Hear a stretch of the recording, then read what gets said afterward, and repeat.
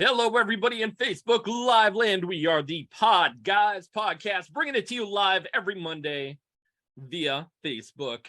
I am Tony Kaz, followed by Kevin Neary here. Of course, we have the ever-loving Picasso, the haunter of your dreams and nightmares amid the big board. He does say hello. He does not come in peace, but leaving in pieces. Of course, we have two guests. Yes, two guests today. We're going to save the best for last. I'm sorry, Randy. Sorry. But we do have gamer philanthropist, of course, Randy Sanders joining us today. And of course, Brian McQuicklin, writer, Brian McQuicklin. Thank you guys for joining our show today. Thanks for having us. Hi, everyone. Hi. Yeah, very exciting. Randy, let's start out with you. I mean, we're going to get into the nitty gritty, man. Why are you here? Why are you on the show? What do you do? I know that you are a seller of goods. I sell entertainment. Happen to sell, and where can people buy things that you sell? Well, I sell entertainment online through Amazon and eBay. And dead formats, video games, DVDs, CDs. I sell puzzles, board games, board BORED games, little knickknacks, and just all around good times. Bric-a-brac. Did pretty good during the pandemic. People really stayed in. Did a lot of Thomas Kincaid puzzles, so I refinanced the home on Thomas Kincaid puzzles. It was really great. Nice. Yeah. Who doesn't love Thomas Kincaid? I heard he had some weird stuff going on in his life, some type of mistress involved, dilemmas and subsets and such. Okay. Yeah. So, Brandy, who the fuck buys board games anymore? Do you automatically assume that they are just using the piece of Scrabble for ransom notes? Because seriously, I can't even begin to think of, like, do you have broken family board games? That's, by the way, that's Words with Friends. Got them on your phone app. Well, typically they'll have to be sealed. I wouldn't sell used board games because. Oh no, I never said that they were missing. open. No. I'm not. No, there's a whole there's a whole genre for that. There's a whole group of people that love board games. They're usually dungeon dwellers, people that stay up all night, sleep all day. Of course, the Dungeons and Dragons never went away, but I haven't really sold much D&D stuff. But yeah, people still like board games. They like the tactile feel of rolling the dice and moving your token around, and so that's if I can find them. There used to be a restaurant in Wilkes-Barre, and I moved locations around, and probably after COVID, I can only assume that they're out of business because it was one of those. It was a board game. You get around with your friends and you have a board game thing, and you drink coffee, and just the outlay of the business plan. I'm thinking to myself, if you guys are not selling drugs in the back, there's no way you're paying for rent. Just something throwing it out there. Unless you're charging $20 for a grilled cheese and like throwing like some weed on the bottom of the plate. Well, they probably are. I would only assume so. This is why I don't work for the DEA. I think I'd be too good at the job. I would just look at like there was this one show that we did up in Lake Ariel. There was this place. It was called the Healing Crystals Shop, and I'm thinking to myself, dude, they are selling meth. There is no way you need a fucking dedicated store to healing crystals. Well, the name says it all, right? It's right there. It's right there. Very clever way. Yeah, right there on the window. Way. I love the ones that have crystals. Like bong shops. Yeah, I mean, I don't mind bong shops. Like you're selling to like people that aren't getting superpowers from their drug. Like you see a meth head, they're flying around, and he's got his chakras. He's got his chakras aligned. You can tell right now. Yeah. You can tell from the way his eyes are spinning. How do you realign his chi? Yeah, for real. Sparky's got something on the big board there to demonstrate what the heck is going on. Sparky, why don't you show us what the heck is now we're going to give you guys a little warning, right? Brian, Randy, before you guys get into all this, we have to give a little bit of pre-warning, a little bit of, why Sparky is here, what he does, his whole dynamic. Of course, he is the Le Picasso of the show, of the Podguyz podcast. And what he does is he draws certain things that just pop up in conversation. Now, these could be people, places, things, but they are done with the skill of Rembrandt and the admiration of Van Gogh. Yeah, it makes Michelangelo look like a shithead. Yeah. You know? Kindergarten artist. Yeah. Michelangelo. Yeah. Sparky, what do you got, brother? I found out that Kevin actually bought something from Randy during the pandemic. Whoa. Oh, I did. Whoa. Oh, wow. Yeah. You don't remember? Frequent customer card. Yep. Did you get my handwritten thank you note? I do a lot of shopping. Oh, look at that. My pyramid broke. Do you have a new one? Let me look. And there's the broken pyramid. Now, so Brian, Randy, let me tell you about this real quick. I tried explaining stock market options to Tony and Sparky one day, right? And here Tony was like not listening but nodding, and Sparky was looking the way he's always looking right there. And then they both looked at each other at the end of the explanation and said, "Oh, so it's a pyramid scheme." And I'm like, "No, I don't think you know that." I'm pretty sure you. Now, if you don't know Kevin Neary is the he is the pyramid schemer. I am not. I swear. The only part that I said that might resemble one, I said, "Here, if you sign up on this through my reference code, you get free money." And I would also get some free money from the idea. And that's where pyramid scheme. Like, you know what? Fine, then just do nothing with your life. Stay put and for the mere penance of your life savings funds, you can learn how to trade stocks as well. Oh yeah, but who looks like an idiot? You know, I'm screaming at everybody, "Hey, you should buy some Dogecoin." They're looking at me and they're like, "What the fuck am I going to use that for?" It's like, dude, I made some great resell money. It for more money. When it's literally got nowhere else to go it up, and currencies can't go out of business unless they're unless they have nothing backing it up and over dilutes. But that's a whole other scenario. Is Amway still a thing? I think it is. I don't know how. I guess. I don't know how it is. Brian says yes. Yep. Definitely Amway. I know Avon. I think that they go by a different name in the States now, but they're still a thing. They're rebranded. Yep. Absolutely. Brian, let's get into a little bit of you. For you, and if you have a couple friends, you might be able to make some money off of them too. Ooh. I know they did that with what the hell was the name of that? Lululemon. Oh yeah. Yes, Lululemons and that was some crazy shit. Like Avon. Avon's a huge pyramid scheme. Yeah. Well, Avon kind of went online, and they have the what is that? The Sensi products, where it's like one way to tell you're at a bad strip club is when she's giving you a lap dance and tries selling you Sensi products, assuming that you have a failed marriage. There's no sensei in the champagne room. Yeah, very nice. It's like the wife doing like one of those pleasure parties. Oh yeah. When her boyfriend shows up.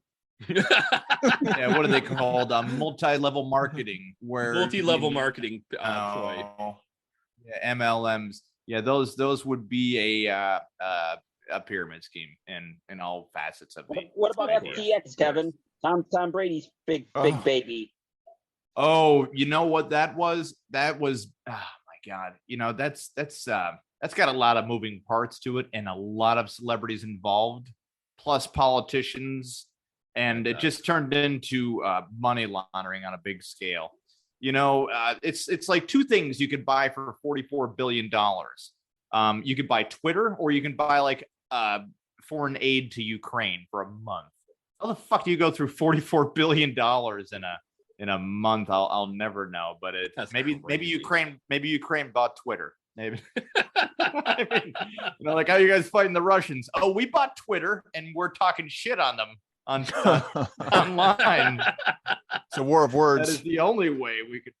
Yeah, like, because if you're out nuked, we're just kind of prolonging what could only be assumed to be World War III. Hell, the energy prices certainly are reflecting it, but I digress. I think we should get to Brian and his life right about now. Now, the one thing I know about Brian is he shares his first name with a fictitious pilot from Wings.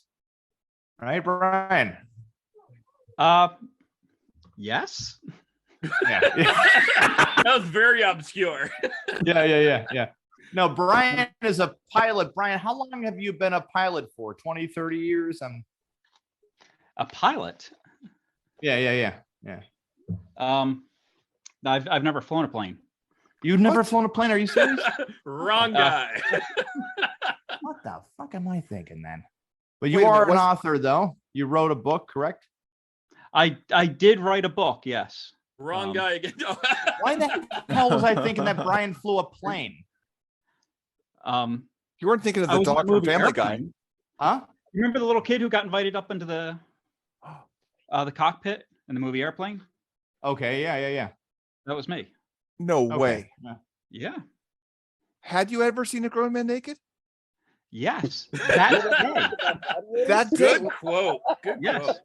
Leslie Nielsen showed you his Yeah.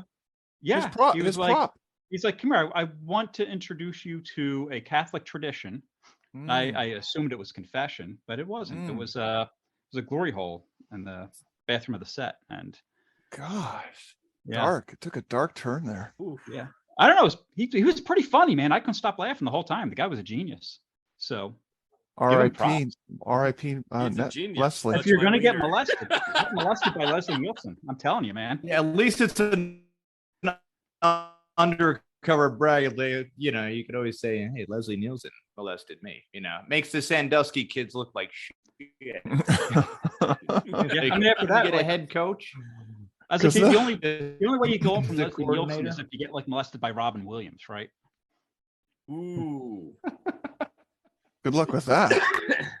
That's a special place in hell right there. It's tough now, right? That's Mr. Then Happy. he ruins. Yeah, then he could ruin all Disney movies for you by doing the genie voice. The genie voice, yeah. It gives Mr. Whole Happy a new- whole new Oh, no meaning. meaning of coming out of the bottle, right? And Mr. Happy too. Ooh. You gotta remember, Kevin. You got to remember one thing, Kevin. If Brian also talked smack on Kareem Abdul-Jabbar in that movie, also, because he was the co-pilot. Well, he was the first co-pilot. Yeah, he was the first co-pilot. Yep, and Then there was the second co-pilot. it was what was it? Roger and Over. Over and under. Over and under? Yeah. Yeah. Roger But, over. It was Victor. also. Oh, Vector. and Roger and Vector, right? So how big are those royalty checks that come in for you, Brian? Oh, I was just making that whole story up. So Yeah, that was Oh, not real. fuck. None of that. Oh, fuck. I had to save Kevin with some Blood kind of like were- pilot story, you know, like Damn. Blood, you're good. blood, That was white good. and other It stories. fucking had me. is Had the, me. I'm- Blood, White, and Other Stories is the book by Brian McQuilkin. Brian, could you tell us a little bit about the book? yes, it's 5x8. Yes. It's a blue It's cover. It's about 3/4 of an inch thick. Yeah, blue I like cover. it. It's got some trees on it. It's a collection of short stories, mostly take And place. it's made of paper. It's Paper. And more made of trees. Ooh. yeah. And trees on the front. What does it smell like? Now, is that free range? Is the paper used? Is it free range paper? Was it let outside to do this thing? Is it recycled? It's got to be recycled, right? God, no, guys. Bleached? It's like the less green paper you can imagine. It was Oh wow! So it was like I demanded that it be tortured trees and unrecycled stuff. paper. Is that like Yeah. Michael Jackson's They were like, butthole? to get it. Is it old forest? Is it old growth forest paper? Because I heard that's the best. It's a redwood. It Mm, was an endangered redwood tree that I cut down myself. those Oh giant my God, sequoias. you got to charge Exactly. more for that, then, dude. You know, you got to just. Some people they go for the endangered species. You have to get those sequoias. Mhm. Yes. 2,000-year-old tree, my ass. I'm gonna print my fucking short story on it. That's the kind of tree that I could wipe my ass with. And the ink is actually the blood from the last dodo bird. So. Oh, well, you know what? Classic. Quality. The dodo Yes. bird's made a better pet than an animal to hunt. You know, it's How do like they- saying, "Hey guys, you want to go hunting for pugs?" Like, of course we do. But how do they taste with ketchup? That's a real question. Fuck them. Yeah, fuck them, exactly. It's made from the remnants of an ancient Indio burial ground.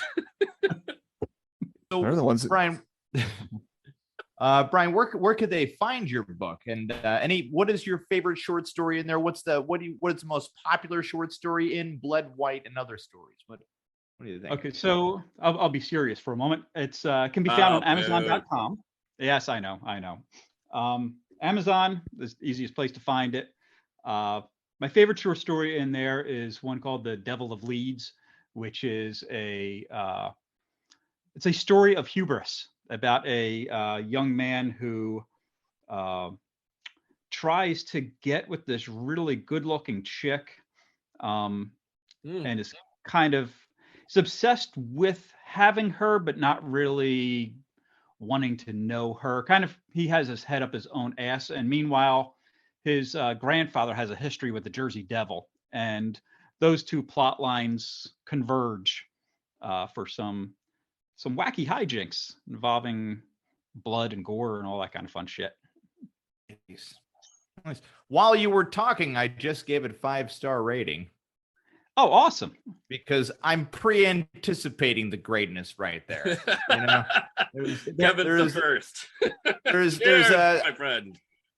I like how the book was described, and I'm sure the inside words are just as good as everything like that. So you already got a 5-star rating, and that makes you the highest rated book on Goodreads.com. Highest rated right there. You know, Whoa. Oh, that's awesome. Whoa. there aren't too many 5 stars on there because there's always one person that just doesn't like books because they can't read, and that'll happen. well, That's blame usually me. the education system on that. I mean, it's Yeah, not his You know fault. where It's not else his that fault. book is 5 stars at? Randy Sanders' closet right now. Right now. Half price. I've hijacked a truckload of them, and I'm selling them cut rate discount sells. Well, the book is how much it's going for. The one website I looked at, it said $5, and that's a great stocking stuffer right there for the Christmas time. Well, that's the Kindle version. So Okay, the paperback is, I think, $9.99. $9.99 is not bad even. But for you guys, I will send you each a autographed copy. Just let me know whose autograph you want in it. I'll write John Kruk in it. I'll write whoever. Can you get Leslie Nielsen for me? I'll write Leslie Nielsen's name in it. Perfect. Love it. Dude from the airplane From the movie. glory hole. No, right Robin down Williams glory from hole. Brian McQuilkin. Leslie Nielsen touched me in my asshole. Now I want to hear the John That's- Kruk story because I know that we had talked about it earlier when we had our conversation. What's the whole story behind that? Yeah, so this is a true story. If you go to my Twitter account, I have only one follower on Twitter, and it's John Kruk. Wound up having like a conversation with John Kruk, how it came about. It's this long, convoluted story I'm not going to get into, but yeah, he follows me on Twitter. And for those of us who live in a cave and play Fortnite 16 hours a day, who is John Kruk? John Kruk is a former Philadelphia Phillies first baseman. He was with the Phillies back when they made their Super Bowl Their World Series appearance in '93. Okay. He's their current announcer, the Phillies announcer. Okay. At least for all the home games.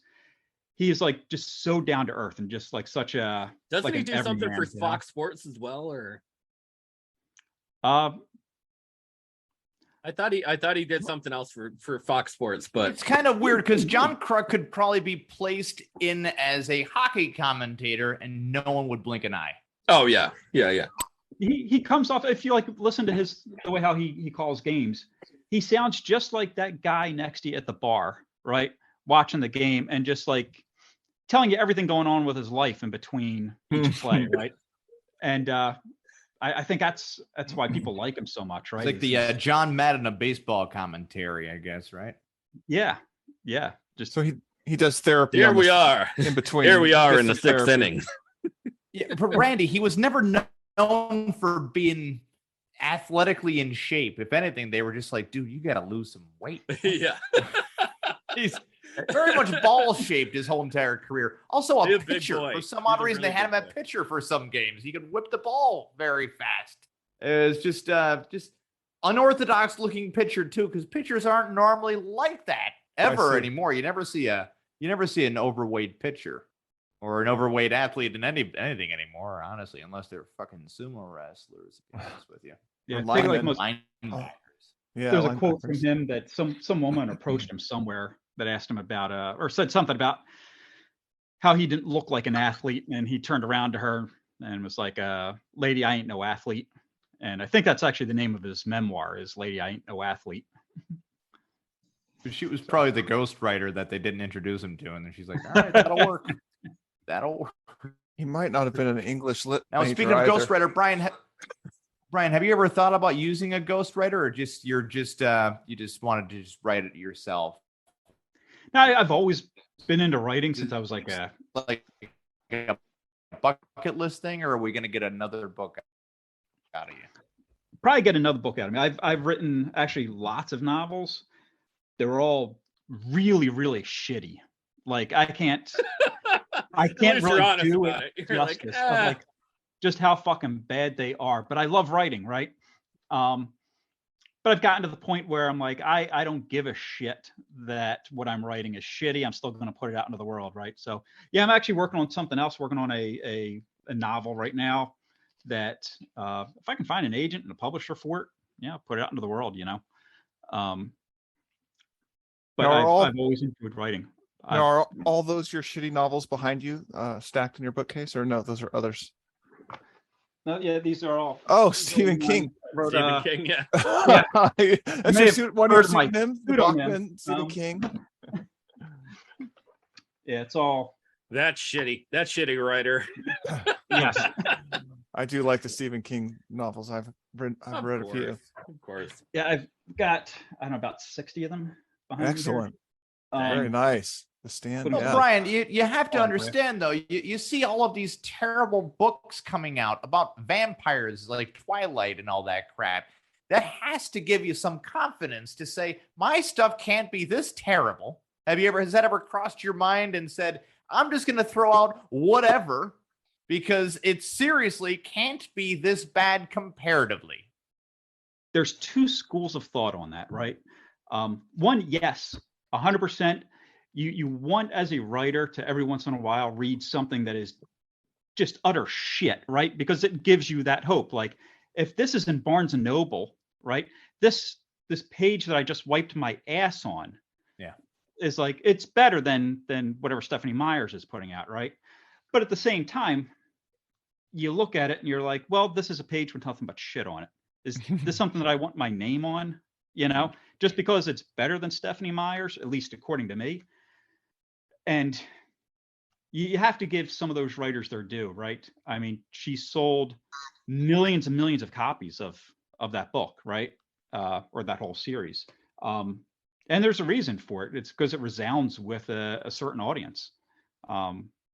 Just because I might be able to string sentences better together than what she does, at least on the page, because I can't talk for shit. That's a little bit of It's shade the- right there. Brian, I it's like always it. the weirdest thing, though. It's always like asking the like asking the engineer to do the marketing also, you know, because, you know, you can get something that works just perfect, but then if it's not marketed correctly, you know, okay, so for the Twilight books, eventually they were just, they were said the books never got more popular than when they put them out to be a movie and turned it into some kind of teenage romance, which I personally believe if a vampire is 1,000 years old hanging out in a high school, that's a fucking pedophile. He's a porno, pedophile. guys. Yeah. What are you doing, man? You're 1,000 years old. You're hanging out in a fucking high school? Serious.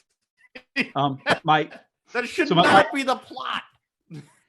my ex-wife loved the whole Twilight series, right? And she loved the movies, loved the books. And I sat down and I read the first one, and it was about like 500 pages.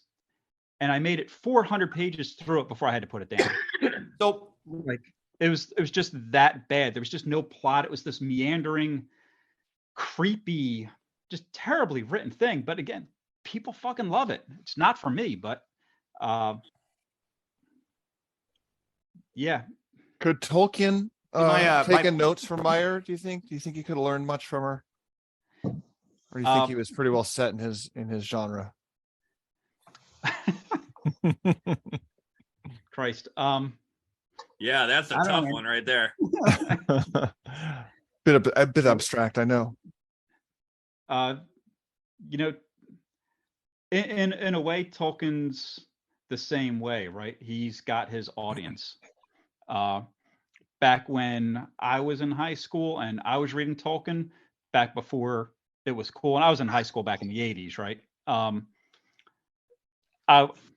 fact, I have my copies from like 1986 back here that I read like in high school. Perfect. And it was a nerdy thing, right? Like I was the nerd for reading that. Yeah, that was signed by Tolkien, but Tolkien himself. Yes. Mm-hmm. We didn't have audiobooks back then. I had to have fucking Tolkien the Ghost follow me around and read it to me, right? It's just tapes. Or micro cassettes. But no, I mean, it was like I said, it's like the same thing. Like you have to have an audience for it. And back at that time, Tolkien wasn't super popular. You know, it was popular with a certain sect. It was big with the Dungeons and Dragons kids and the handful of guys that were into fantasy and stuff like that. Some heavy metal heads. Yeah. Like before Kevin Smith made being nerdy popular, right? Yes. Did he do that though? Did he? Was it just Kevin Smith though? It wasn't Kevin Smith, but that's the touchstone I think that most people could relate to, right? some people try to make nerdy look cool and they fail at it. Perfect example, Columbine. They had the jackets, they had the look. It's true. And then the matching robes. Yeah, the matching robe. They just went a little the wrong way with it. I mean, and that bit askew. Still counts. Still comes on today. I figured I wanted to there sneak to a go with Columbine one joke in there religious somewhere, zealot. guys. And I'm like, I saw it. I'm like, you know what? Just take your shot, Kev. Just go in there with it. I think Jack Black was in that camp a little bit too. Columbine? No. Okay. The Kevin Smith making nerdy. Maybe I missed that in the making news nerdy, trying to make nerdy cool. Yeah. No, definitely. I happen to agree with that. Sparky, Actually, what do you got, brother? Anyways, I found out all these ideas about all these Twilight movies and books and everything. I actually got the actual footage of when this whole thing broke. Oh. It's very amazing. Found footage. Enlighten us, fine sir. Enlighten us. This is the actual true story on what happened. Blah, blah, blah. Blah, I'm blah, a vampire. Good idea for a book. After that, you do what you do. A Batman movie. There you go. Oh, okay. That is kind of a good example of how Hollywood cast. They're like, well, he did play a vampire, so vampires hang out with bats. Bat is a man. Dead parents. We're good, right, Disney? We're good. It's a linear thought process. It's a very linear process right there. Not quite Disney. Yeah, they didn't. And if you saw the movie, listen, if you need that much makeup to make somebody fat, just get a fat actor. Okay, I don't need Colin Farrell to have all of that CGI shit on him. There's enough fat people in the world. Get a fat actor. What's wrong with you? Come on, we're gonna go with PC Plump. Dude. PC Plump. That's the new PC fat. Plump. It's like but what the hell's the name of that guy? The guy that he actually was dressed like. He's actually just on the Oh my God, what the hell is his name? He plays a Who weird was that? neighbor. Colin Farrell? Who was whose name? What are you talking about? What do you got? No. Colin Farrell was dressed up as the Penguin, but Yeah. the Penguin actually looked like another actor. Oh yeah. Pass. That whole character was. Damn, I forget his name now. That whole character could have been a throwaway. Honestly, the whole movie was a throwaway. The concept was okay. The casting of Batman, that was fine, but they left a little bit too much reveal up top. Catwoman was an okay casting, and then the Riddler, they just said, "Oh shit, we spent all the budget, so just throw a fucking bag over your head and put some glasses over there." I swear that had to have been what happened. Brian, did you see the movie with Batman or no? Are you completely? Yes, I did. Yeah. I did. I'm a kind of Batman fan. These are all comic books behind me. Very They nice. were. I thought they were. Because I'm a fucking nerd, right? But yeah, I saw the Batman movie, and my thoughts on that is I don't remember anything from the fucking movie. Yeah. Like as soon as the movie was done, I was like, well, that was an entertaining 2 hours. Couldn't tell you anything about the fucking movie afterwards. Yeah, very It was little totally- impact scenes, quick action scenes, no real character development and all the thing. I do have a theory that Alfred is to blame for everything in Gotham City. If you want to hear that theory, this is pretty interesting, right? So, okay, so you're young Bruce Wayne, right? You're outside the theater. You see your parents just get murdered in front of you. Guy would have killed you too, but he ran out of bullets because they're expensive. Runs down the street. You got to stand there while the cops eventually come down and watch your parents bleed out and die. They take you back. The cops take you back home, and they knock on the door. Alfred, the butler, answers, and they say, "Hey, you got to take care of this kid now." And he's like, "Dude, I'm just a butler. All right, I just work here. Okay, I am not taking. I'm currently out of a job. There's no one to like pay they're me. like, listen, man, you just got to do it. This is a police order. We're not fucking around. You're now the guardian of this kid." So they close the door, and Bruce is like looking at him like, "What do I do?" He's like, "Listen, you do whatever the fuck you want. I don't care. I am hands off from now on." They 300 kick him right through the door, and they're like, here's the problem now. Yeah, so like a couple of years go by, and Bruce Wayne comes up to Alfred and says, "Hey, Alfred, can I build a bat cave in the basement?" And he's like, "Do whatever you want, man. I don't fucking care. Just do whatever you want. Have some fun." No. First he said, "Oh, I have nightmares. I'm worried about things in the dark." Years and years later, he says, "Hey, Alfred, can I have a supercomputer in my bat cave now?" And he's like, "Kid, I don't give a fuck. It's your money. Do whatever you want. You got a lot of money. I'm still getting paid here too. I clean the house. What do I care?" So when Bruce Wayne eventually gets to the age of 22, the non-nurturing Alfred didn't take him for one visit to the therapist, just comes up to him. He's there, full bat suit, and says, "Hey, Alfred, I'm Batman." And Alfred's like, "Oh fuck." Well, okay, I guess we're Wait. Mind you, And before hold on, Tony. Hold on. That point. Mind you, even at this point, he says, "Fuck it. You're Batman. Let's do this shit." And then, on top of that, years later, after being a vigilante years later, he finds a child and says, "Hey, he's Robin now." Alfred's like, "Fuck, man. I have lost control of this situation to the point where he's got a kid now." See, and even Couple before he therapy gets to that sessions would have point, been fun. Kevin, even before he gets to that point where he was Batman, there was weeks where he was dressed around in a gimp suit, walking around the mansion. Alfred's taste what I'm saying, bordered on the Brian, exotic, let's say. Randy, guys, what I'm saying is, if you're Alfred, how hands off could have you been? There had to have been some warning signs. You just wake up overnight and the kid fucking is Batman full blown. All right, that shit does not happen overnight. That happens through years and years of just plain old parental neglect. Well, Alfred think about was it. taking vacations in the Riviera, I think. I don't think he was right there all the time. No, I mean, you got to think about it from Alfred's perspective, right? Like your employer's dead, okay? Yeah. But you still get to live in this massive fucking mansion. You're still collecting probably a decent fucking paycheck, right? Getting paid, yeah. Now, if you start intervening and saying, "Hey, let's go down and get you some electroshock therapy, talk to a therapist, maybe put you in like a home for a little while, how long are you going to be at that mansion, right? How Exactly. Long So it was Alfred's. We don't need you at this house. None of the fucking Waynes live here anymore. You know, little Bruce is getting his brain shocked down at fucking Ancora every weekend. Why do they need you? So you know what you do? You shut your fucking mouth and you say, Shut hey, his mouth. you're gonna dress up like a fucking bat and bang this kid named Dick that you found? Go ahead, buddy.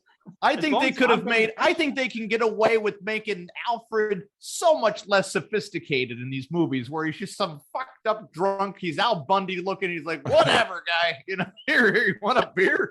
Get out there, have some fucking fun. Have at it. I would pay to see that. I would pay to see Al Bundy playing Alfred, just like pure Who the Barney Alfred from The movie? Simpsons look, you know, just pure Barney from just sloppy around. This has been mooching off this Wayne family for all these years. Yeah, there's Alfred stealing paychecks. Yeah, Just stealing banknotes. The drawer. just leeching every cent out of the situation. You know what could have happened? You know that these criminals are just trying to out crazy this vigilante that's going around fucking scooping them up and shit, you know, like, and the cops are just like saying, well, we don't really need to be here that much. We just flip this fucking switch and then pop the light up there and the night's taken care of. We'll just come in, we'll pick up the pieces in the morning. We'll pick up the unconscious criminals in the morning time and handcuff them and say, hey, thanks, who the fuck was doing that? It just Imagine if things took a weird twist and he wasn't the Batman, he was more like Glamp Guy. Lamp guy. He comes out as Lamp Guy, and all of a sudden it's like they turn on a lamp and there he is. I'm bringing light to justice. Yeah, I mean, if anything, Bruce Wayne should have been the Phantom of the Opera, because the shit happened at an opera, and he should have just like stayed down there in the catacombs. I don't know. That would have made more sense. That would have made more Alfred sense. was more of a Way shit more bag that sense. he was never given credit. Alfred was given way too much credit as just like wait a second, you were the adult in the room. What the fuck were you doing? Dusting. That mansion's therapy huge. Have you session. seen how big that Wayne mansion is? Dusting. He's cleaning, vacuuming. Huge. That's not a Like one-man one operation. kid, That's you could got to just be say, like listen, multiple man, people. your parents are. You need more than one butler, exactly. Yes, So you would need yes. like several butlers being like, listen, let's just keep this good thing going, and whatever that kid wants to do, let him do it. You know, he's probably got, you know, that's our new boss right there, and Sparky's got some photo footage right there. Oh, he sure does. More found footage. Breakfast, Master Bruce. I am Batman. Sir, you are only 10. You can't be a man. Oh, that there was you Bat go. Boy. I guess he'd be Bat Boy then, right? Bat Boy. Bat But there he kid, is in Bat the boy. cat suit. Several signs later. Yeah, That's just Sparky, if you went with the giant black head, it would have been the gimp suit. But since you put ears on it, would have been the Gim suit. I think that's like like Bruce Wayne found his parents' BDSM crap. You know, he's just like, look at me. It's like, well, we're gonna want to modify that a little, but that's all right. now you know, what would be the fine turn if he were just the person where his parents lived, but he used to go to the plays all the time? I don't know. What would be the term? I don't know. I'm Oh, just saying, no, okay. you know, All right. I thought you that know was what type of superhero would he be? If you went to I'm the not- opera, I'm not you really- continue to go to the opera as Yeah, all scheduled the with his time. parents, weekly visits. He would see all the plays. He'd be like he'd be like into the Billy Joel like Would it be like a shark or a jet from West Side Story, something Maybe. like that? definitely maybe. But a darker version, a more underground, seedy guy that Could you see dance him, like, dance with a snapping his switchblade. fingers and being Yeah. like, Yeah, Difficult to so say. like when it comes to Batman movies, the Christian Bale Batman was great, and people this one person told me, they said that they didn't like his growly voice for Batman, and my only take on it was, if you're an out of touch billionaire, right, and you're trying to make an intimidating voice, that's probably what it would sound like, because it's not being done correctly, because you're a billionaire and you don't do that on a regular basis. even after years of practice, you're still soft as a pillow at that juncture. But did you ever see the college humor videos where he's up on a roof somewhere and he has this guy hanging upside down and he tried different voices on him. He goes, hello there, Bobby, what's going on? Yeah. Like he was like a weird clown. I could see that happening too, where he was just like he never had that growly voice. And he would be like, hi, my name's Tim. I'm Kim. I came to come get you. Hey, Kevin. So is it my assumption that you think that Christian Bale could be the best Batman in film? I think that the movie was done so well that if you couldn't get Christian Bale and you wanted to get the Wish version of Christian Bale, which is obviously Bradley Cooper, you could probably insert him there in the same role and you're going to get the same, if not similar. Instead of like an A, you'll get like a B performance. So the script has a lot to deal with it. Tim Burton, I'm not really a big fan of the Tim Burton Batmans, honestly. It had a lot of star power, and then there was no sky. Like, what are you doing, dude? You know, Michael Keaton. Yeah, I was thinking when you get Michael Keaton and Nicholson in the same movie, you expect a lot. But unfortunately, there's not enough contrast between both actors because Keaton is kind of like a Nicholson Wish version of Nicholson. You're because right. They still got the receding hairline. They still got the same mannerisms. They still got the same range to a degree, except when Nicholson was with Kubrick. So I couldn't really get into it. I understand he portrayed the character better than Adam West, but Adam West wasn't trying to go for any dark-seated. He was more like trying to do a cartoonish Batman from the 70s. So it was a way tame. Could have Adam West done a darker-seated one? Possibly, give him the chance. He's an actor. I mean, you know, but that's just speculation all around. Val Kilmer was very unnoticeable, and George Clooney ruined the franchise to the point where Joel Schumacher should be fucking hung and dragged through town because what a piece of shit. How can you do something so terrible twice? Like, wouldn't you feel bad halfway through the second time you're doing it like a piece of shit where you're like, guys, I have to quit or kill myself because this is going to end up bad again. Crystal Donnell as Robin, okay, well casted, but give him more roles than just cliche punchlines. Also, you have Arnold Schwarzenegger. Give him more lines than just cliche punchlines. You have an all-star cast full of people. Silverstone. Why can't you write for these fucking... Alicia Silverstone was as impactful as the words Alicia Silverstone in any movie. Jim Carrey? No offense, Jim Carrey as the Riddler. Jim Carrey should have played the Joker. What the fuck are you doing giving this guy the Riddler? You can get David Hyde Pierce to play the Riddler because it's a meeker character. If you need someone to pop off the screen as the Joker, you get Jim Carrey. You already got him. Fucking rewrite the script. Who cares? Yeah, Two-Face Tommy Lee Jones. Tommy Lee Jones is a cop. Give him a cop role. Make him Police Officer Gordon. True. You have a fucking good actor right there. What's wrong with this miscasting all around? He could have been Commissioner Gordon at any point in time. You know all what? It was between the Schumacher's versions of Batman and the war in Iraq. I don't know which was more mismanaged all around. I mean, because it's a toss-up. Check a lot of boxes there. You're like, really? Well no done. Interpreters, and you sent the National Guard. Also, Tommy Lee Jones with a lot of purple makeup. What the fuck is wrong with these people? I'm sorry. I'm just ranting on here with the That was good. That was very, very well done. Thank you. Well played, sir. Well played. Well played. Indeed. I'm sorry, Brian, but you're a Batman fan. What is your favorite Batman movie? The ones we just shit on. Yeah, that one probably the best by far, right? I mean, I think that, no, honestly, I think that really captured the whole camp of Batman. When you read the comics, especially going back to like the 1930s, are you guys buying any of this shit? Right? No. Chris Nolan. The Nolan movies are hands down the best. Yeah. I didn't like any of the ones from the 90s. I don't have such a visceral reaction as you did, Kevin. You know, as far as like that hatred towards them. To me, they were like, you should.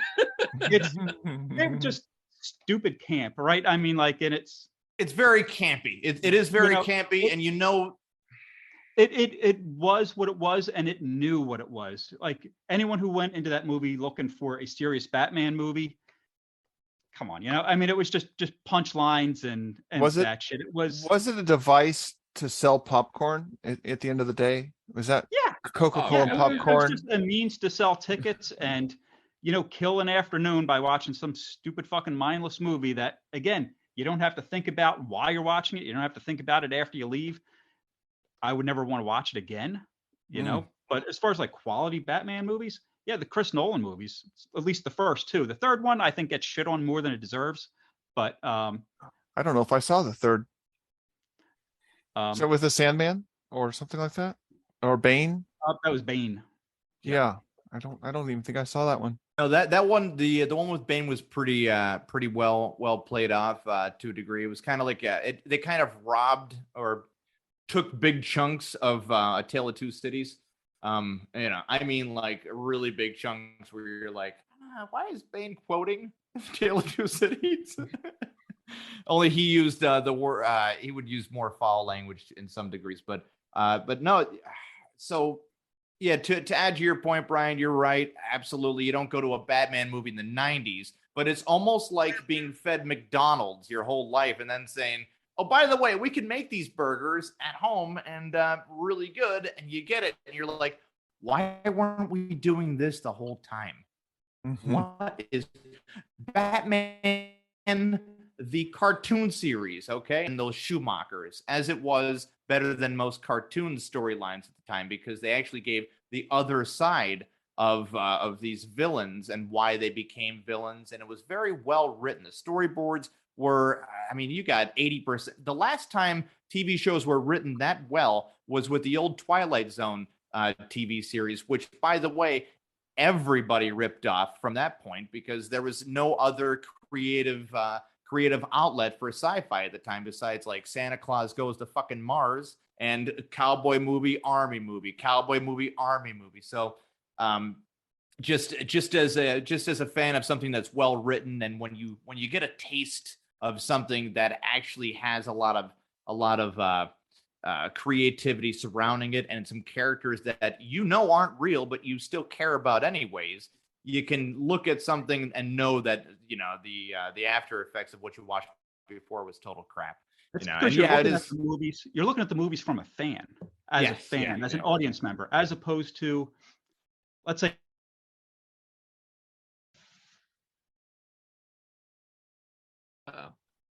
oh, no, little freeze action.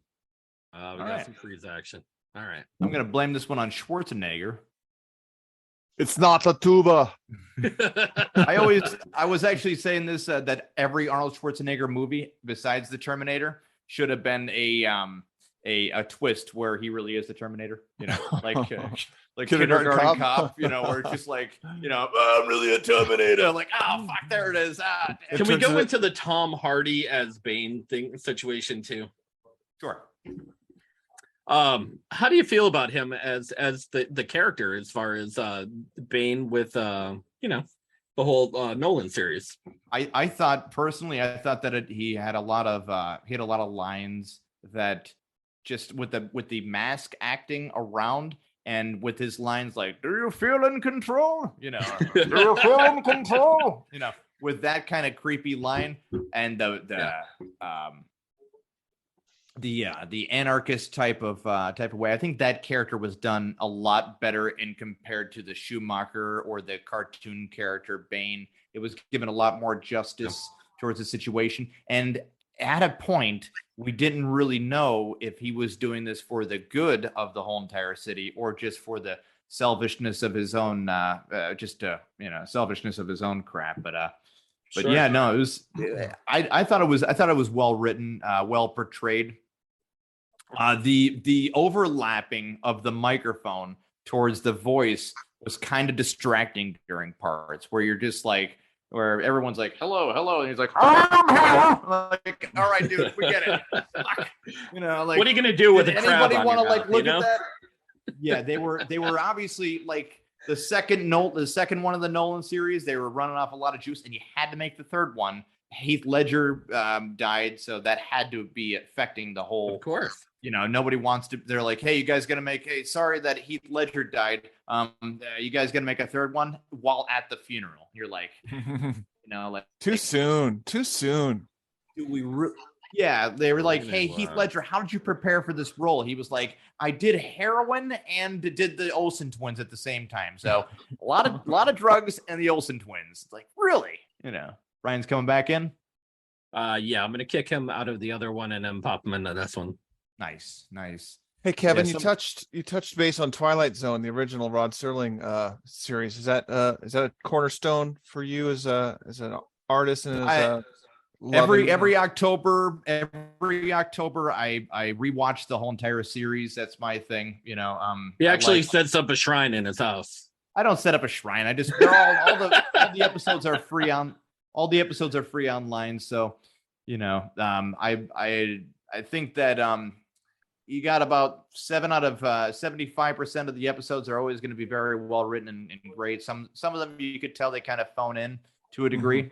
But yeah, you have a lot of episodes of the Twilight Zone which were turned into like movies. Like this one lawyer, massive movies. Yeah, this one lawyer was told by a gypsy that he cannot do his greatest thing and his greatest talent. So she does a little twist on him, and he can't lie anymore. I'm thinking to myself, that's Jim Carrey's Liar Liar blended a little bit with Thinner. That's actually, I was gonna say that took all of M. Night Shyamalan's movies. Yeah, literally. You could play the same game I play. Try to match up the movie that ripped off an old Twilight Zone episode. So that's an interesting concept, certainly. Now, Rod Serling wrote a good portion of those, didn't he himself? He did. He had some co-writers on them, and he was as hands-on as a director, producer, writer could possibly be, because with the big money back then, going back to my dressing room. Yeah, I mean, it wasn't Cosby and people. Or just... Oh, sorry. I have a drink for you. I poured you a drink, my friend. Yeah. Were you ever fortunate enough, Kevin, to ride the Twilight Zone ride at Disneyland or Disney World? I was never. No, I was never fortunate enough to do that. The Hollywood, what's it? Hollywood Tower Hotel. I have a bell from it.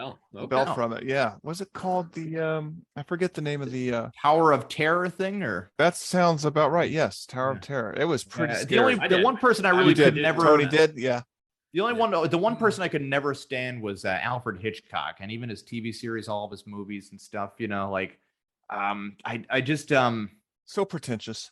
Yeah, I think he was his biggest fan, and if you weren't as big as a fan as it was very cliquey. It was very cliquey. Like it couldn't his scripts. If you redo Alfred Hitchcock scripts again, how many times do I have to see that Norman Bates bullshit? Oh wow, he really dresses up like his mom.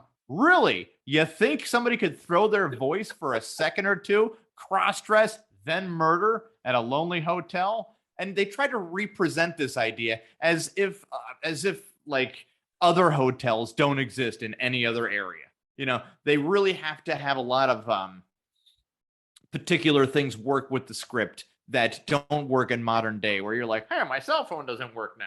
Oh, look at that. My car magically broke down. Oh, House on the Hill just certainly, What do you think Rob Zombie came out with his movies? Yeah, Rob Zombie. You know what? The Munsters was popular for 2 years, and they've been dragging those characters around for the last 45. At least. I don't think it's fair to the original creators of the show to just continuously just put them out there and act like it's supposed to be something that was so great at one time. You had a 2-year run. And something that's even relevant even. Yeah, and I get it, I get the appeal that I get who they're trying to appeal. But at this point, you're just insulting that audience. We're like, hey, you remember Herman Munster? It's like, yeah, man, they did when they were fucking 8 years old, kind of. Aren't the Munsters just Addams Family Light? Basically, yeah, they were a different station's Addams Family. They'd bring them out for September, October, November filler, and then they drag out the Charles Schultz thing, and they'd throw out the Charlie Brown, and they'd make the black kids sit at the other table, and nobody wondered why, because those were the times, right? Until they started asking questions, And Charles Schultz was like, I don't know. My hand just drew it that way. I have no idea why. But yeah, they were Adam's Family has been redone a million times over. Yeah, and, certainly. You know, like we get you're a weird family. Cool. Ooh, you have 2 Ds instead of 1 D.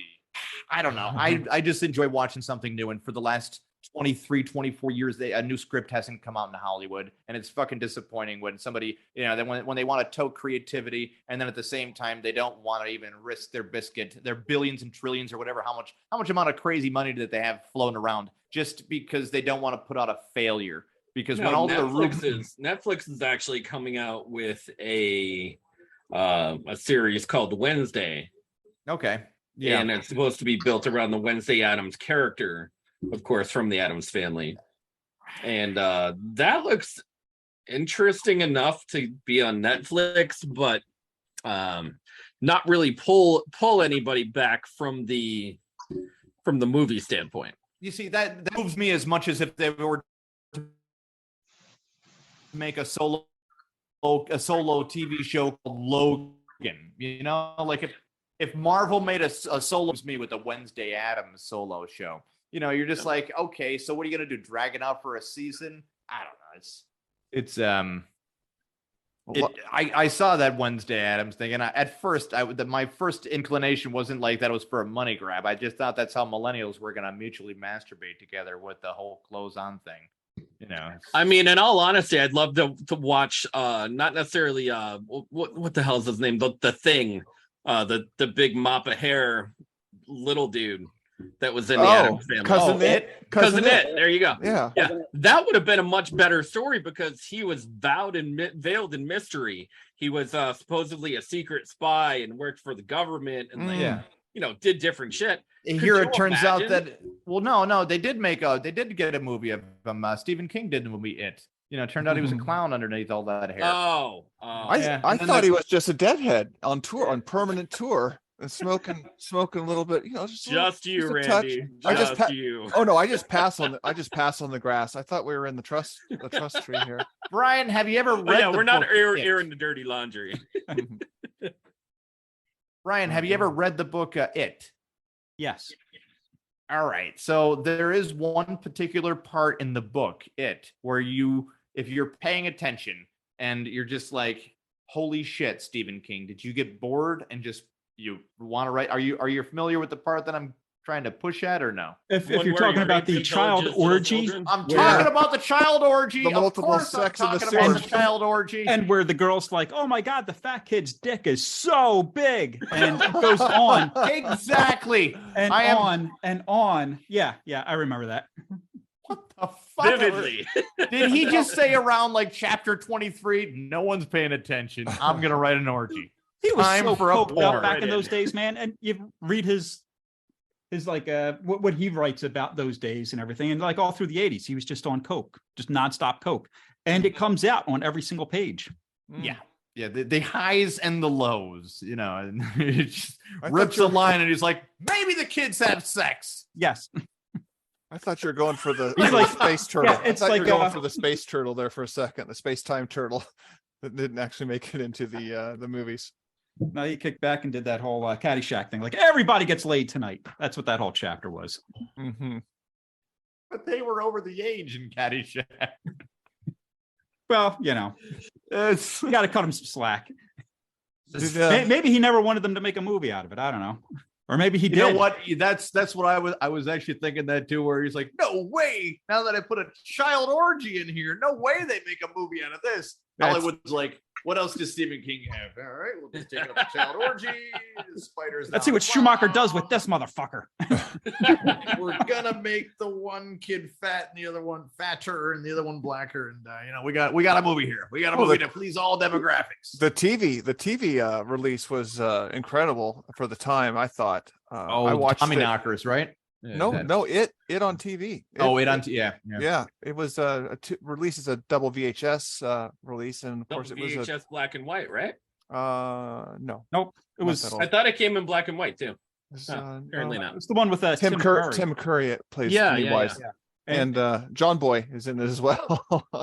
You know what? That was one of those movies that, like, when it came out, man, it's like I have that memory of loving it, and then I went back 2-3 years ago and watched it, and I was like, man, this is shit. This is dated. Like, it was really dated. So bad. The acting was terrible. The writing was terrible. I was like, I should have just left the memory alone. It was made for TV. It was. You know what the weird thing was? The children in the movie were better actors than the adults, and that's where it got like really lopsided. Even You might not be wrong. Yeah, Volume 1 with the kids was fantastic, and then Volume 1 was, and then they got John Ritter. Why is he there? Why is he there? And you know what though? The book was kind of like that too. Like the shit with the kids was much better. I hate saying that after we just said, hey, the orgy with the kids wasn't that great. I mean, you know, we're like why didn't he say that for when they were in their 30s, right? But anyway, I mean, it was the same thing. Like as they were older, that whole storyline was kind of dragged. It was kind of boring, you know. Wasn't Venus Flytrap from WKRP in the original TV movies? I believe. I think that he was. I think it was. I really should know his name. The actor's name. Maybe Sparky can pull that out.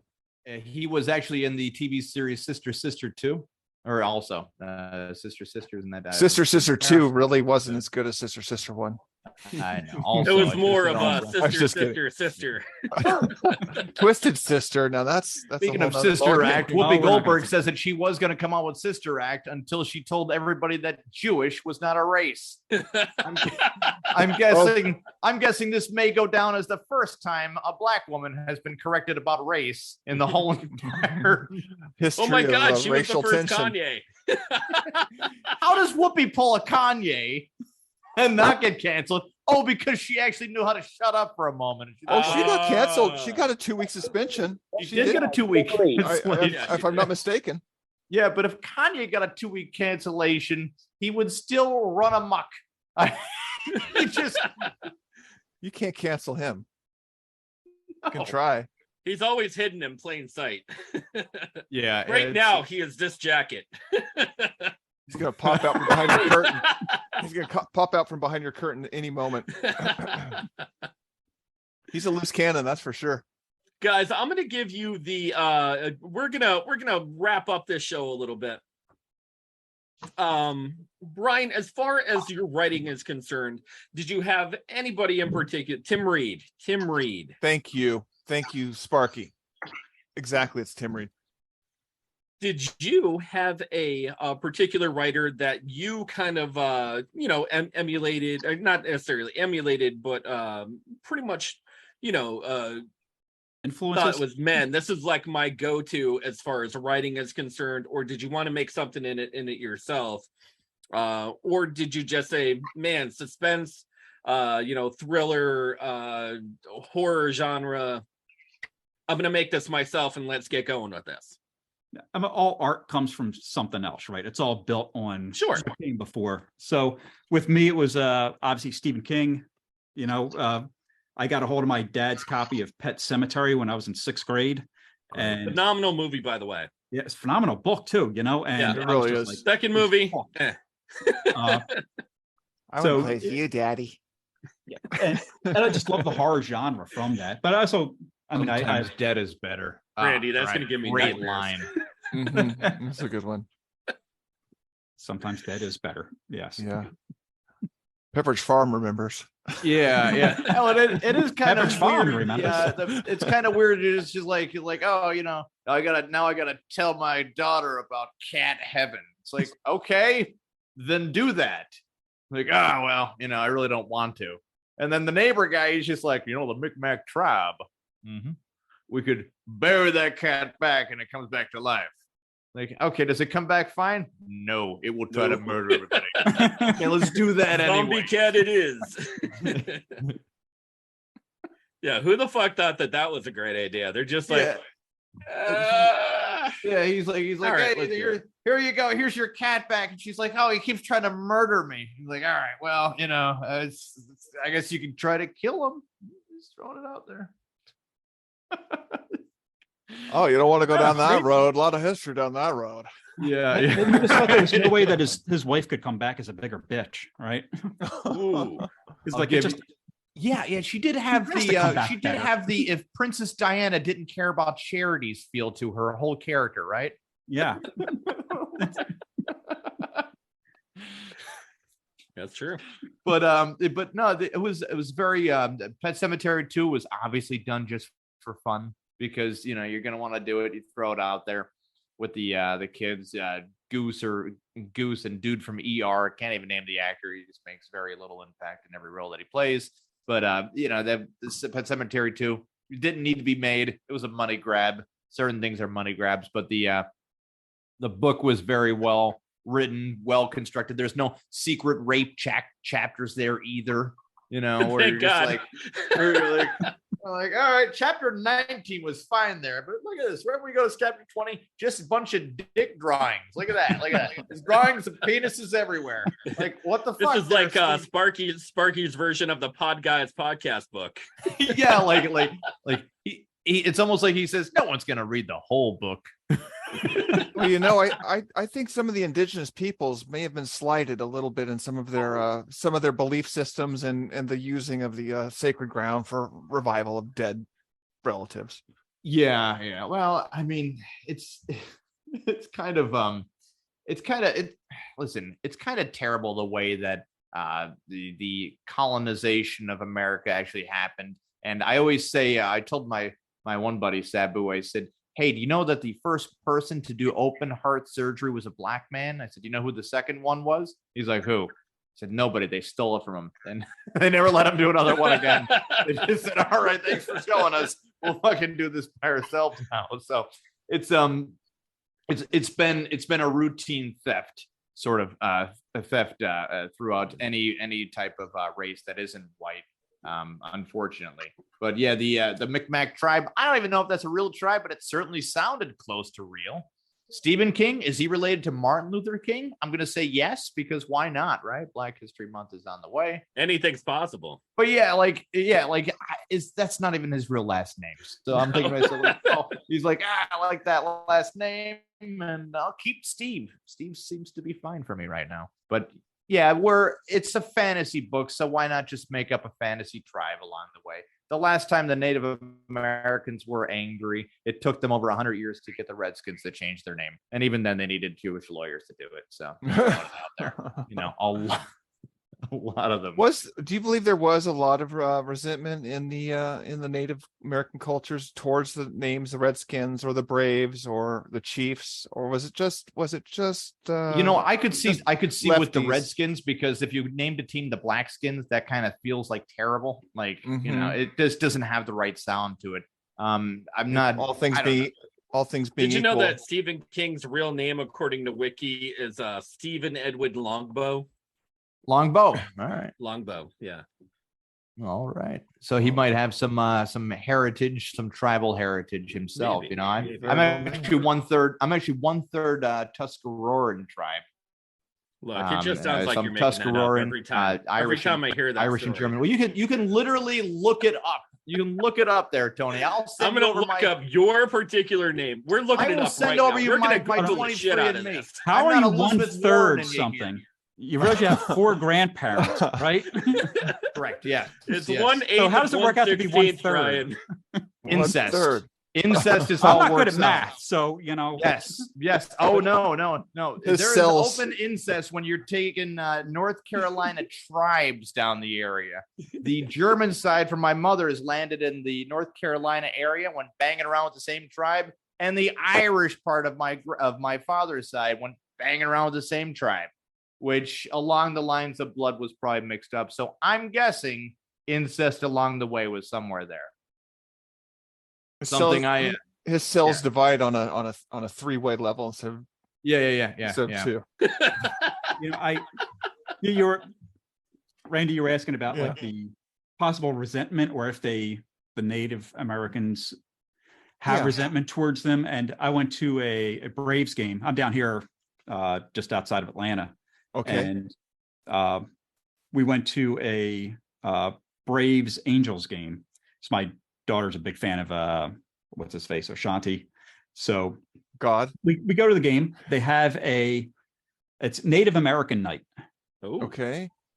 And they have this whole ceremony for these Cherokee and other tribes that are there, and they come out and they have just this whole ceremony and honoring thing of them, and there's like a ton of them out there on the field, and then the game starts, and the Braves get a runner to second, so they're in scoring position, and the whole stadium starts doing the oh, and I'm like, of all the fucking nights to maybe put that away, right? Oh yeah, Racist I'm motherfuckers. You can see good old where they boys were all doing the sitting. tomahawk chop. And yeah, they didn't look happy. A lot of them were getting up and leaving, you know? And they They were- all should have they just weren't went like joining this. in. They weren't joining in with the tomahawk chop They for were the not. most part. They were not, you know? We're I- not Son of a pleased to bitches. see. Taking away the fun of the fans. Jeez, for their And lives. it's you know, it's okay. I don't mind it when people get offended over stereotypes, but the Irish never get offended over drinking because they think it's a compliment. They're like, look at, I'm Irish, I'm fucked up. Yeah. Drunk. It's tough to get offended when you're like, yeah, everybody drink. Like, Yeah. we want everyone to somebody- lean into this fucking stereotype, you know? when somebody says like, oh, I'm German, they're like, oh, so yeah, about Yeah. that. About that 40s, that whole 30s and 40s thing. How's How dare you Argentina? call me a fucked up drunk? I'm a natural drunk. I was born this way. Yeah. I came out of the womb with whiskey. Yeah, there are a lot of negative stereotypes out there. I think they were all created by the English though, because they don't seem to have any negative stereotypes. besides- Oh, bad teeth. yeah, right. bad And teeth. bad Like, food. oh, we have bad teeth, but we still all have pocket watches. Well, they do Bad have bad teeth. teeth. Bad food. Bad, yeah, bad What food. else? And it's just, you know, That's but about yeah. it, though, for them, right? Oh, That's they- colonizers. Yeah, Damn but colonizers. so Randy, you Their can say whole country bad was ruled food, by but a they still monarchy. have food. You At know, least like they they had tell you, like, something oh, to there's no consume. starving English. Let's send them food. They're on the fucking TV again. Yeah. Yeah, Not like what right. they did to the Irish. Right. I know they Um, tried genociding the Irish for how long? You know, they We're gonna literally pay a gave the king- hundred we're Irish. gonna pay a king to be in a monarchy. Yeah, they gave the Irish 2 Jesuses because they were so sure that they would kill each other over the idea. Yeah. Like, here, you could protest and you could not protest. Enjoy the murders. And That's crazy. did. My parents, they built a house on the coast of Ireland, right? And Nice. they had a little place over there for about like 15 years. And when they got older, they wound up selling it because it's just too much to go back and forth, you know. But they had a lot of friends internationally, and my dad was telling me like this German guy came up to him and apologized to my dad for World War II. My dad was like, "You're forgiven?" Like, you know, like what the fuck are you supposed to do with that? It's like my dad was born in 47, right? Like, It was over by then. You Yeah, know, that's kind of like a that's not even an apology at that point. That's a brag. It's like, hey, sorry about that whole World War II thing. We were kind of rough on you guys, right? Oh, So wait, you weren't wait. even alive. Yes, but my ancestors were, and boy, were they kind of tough. Hey, Sparky, if I was going to take anything in writing for my Jewish ancestors, where would they send it in writing? The Podguyz podcast at gmail.com. Nice. I will take reparations. You're accepting donations and reparations. Hanukkah's just around the corner, and Tony celebrates both Hanukkah and Christmas because he likes stuff. True.